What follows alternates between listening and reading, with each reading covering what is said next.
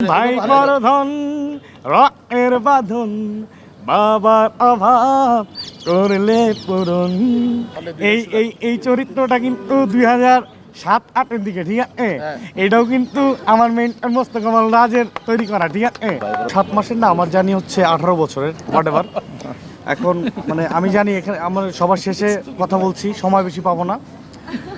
আমি কম সময়ের মধ্যে একটা যেটা বলতে চাই যে এত বছরে আমি এতগুলো ক্যামেরার সামনে কখনো আসি নাই।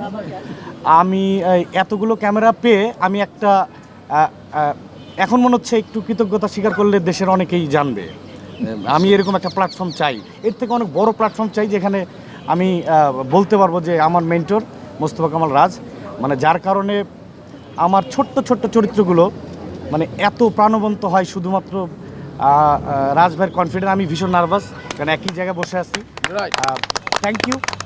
যেভাবে দর্শকের ভালোবাসা পাই, এই দর্শকের ভালোবাসা পাওয়ার আগে মানে আমার প্রতি যে বিশ্বাসটা রাখে আমার মেন্টর, এইটা যেন অব্যাহত থাকে। Thank you. না, আপনি আপনার রিয়েল টোনে দর্শককে কিছু বলেন। এই চরিত্রটা কিন্তু 2007-08-এর দিকে, ঠিক আছে? এটাও কিন্তু আমার মেন্টর মোস্তফা কামাল রাজের তৈরি করা, ঠিক আছে? ভাই বড়দন গানটা একটু শোনান।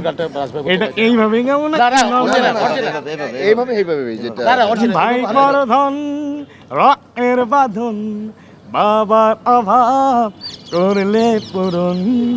তুমি বিলিয়ে তো ছায়া বাবার মতন, মুখে ফুটিয়ে তো হাসি অবিরত। Thank you. আমি আরেকটা জিনিস শেষ করব, এটা বলেই শেষ করব। 2005 থেকে আমার জার্নি শুরু রাজভাইয়ের সাথে, একদম ইয়াং তরুণ, আমি ছোট। এখনও এই জেনারেশনের সাথে তাল মিলিয়ে যেভাবে কাজ করছে, আমি প্রাউড ফিল করি যে এমন একজন মানুষের কাছ থেকে আমি হাতে খড়ি নিয়েছি। Thank you. দোয়া করবো।